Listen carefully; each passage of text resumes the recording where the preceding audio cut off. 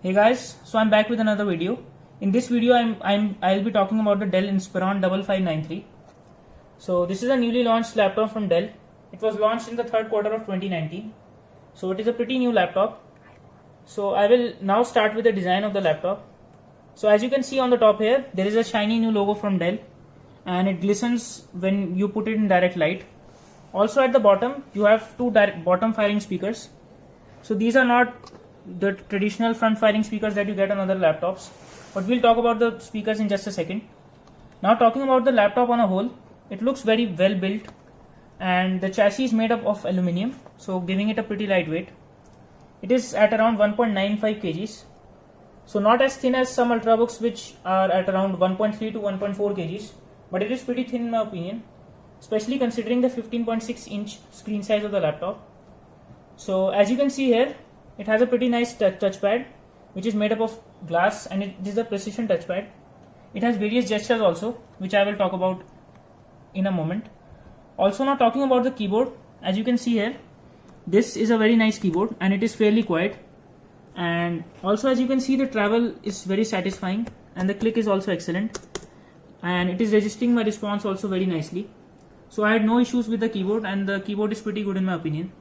It is not shallow like you might find in several older MacBooks. It is quite brilliant in my opinion.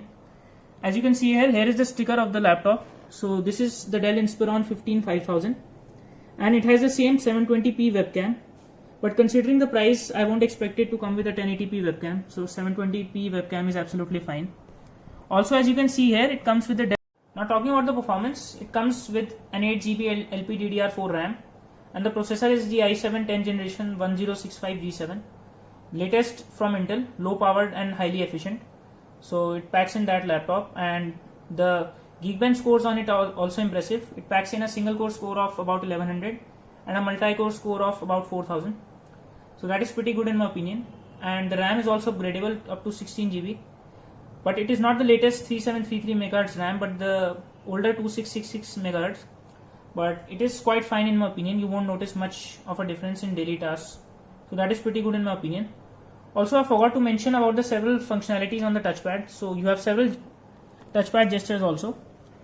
If you swipe up with 3 fingers, you get all the tabs which are open, and you swipe down, you get to the home screen.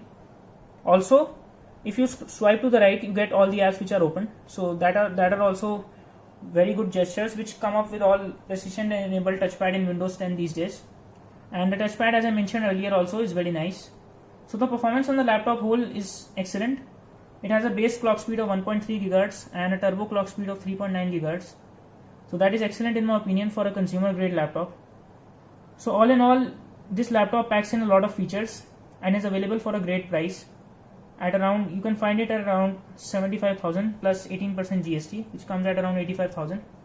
So at that price, with the latest i7 10th generation internals, it is a great all-round laptop which can be used for casual video editing, playing some games on low to medium graphic settings, and daily everyday use. So the only disappointing thing would be, according to me, that would be the battery life, as the battery life is just about average. So, but on the other hand, the keyboard is pretty nice, the screen is great, and the performance is excellent.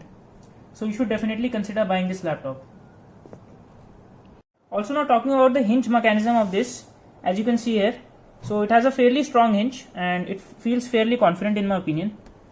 Also talking about the fact that it cannot be opened by one hand as several laptops can be. You have to hold down this surface for it to work, and it also wakes up when you turn the lid on. So it is a very good designed laptop in my opinion, and the bezels are also fairly slim.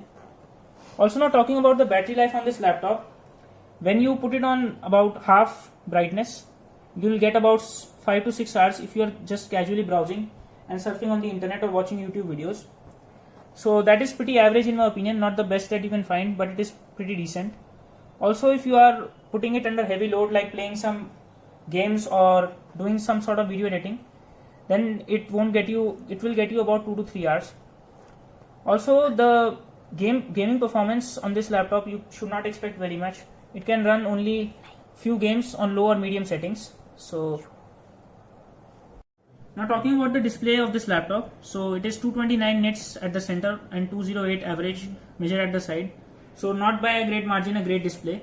You can find better displays on several other laptops, but this is a pretty decent display, and it racks about 54% on the sRGB color gamut, so that is not bad, and as a 1400:1 contrast ratio, so that is pretty good in my opinion. Anything above 1000:1 is considered good, so I think this is a good display in my opinion.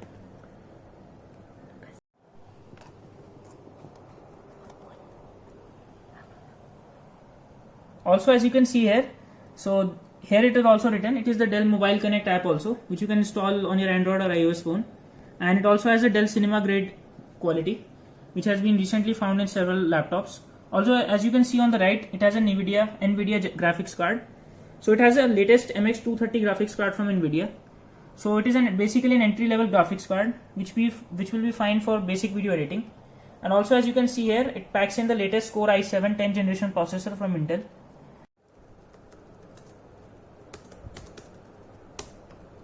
Now talking about the ports, here is what you get is a charging port, and here is your USB 3.1, and here is the HDMI port. So you get two USB 3.1 and one USB 3.1 Type C, which is optional, which you get only in case if you purchase the one with the graphics card. Also, as you can see here, here's the headphone jack, and here's the RJ45 connector. Also on this side, as you can see, there is another USB Type C port and an SD card reader. So a decent selection of ports in my opinion. If you like this video, don't forget to subscribe to the channel and write down in the comments below about which other videos you would like to see. Also, click on the bell icon to see notifications for when my new videos go live. So this is Siddharth signing off. Hope to see you in the next video.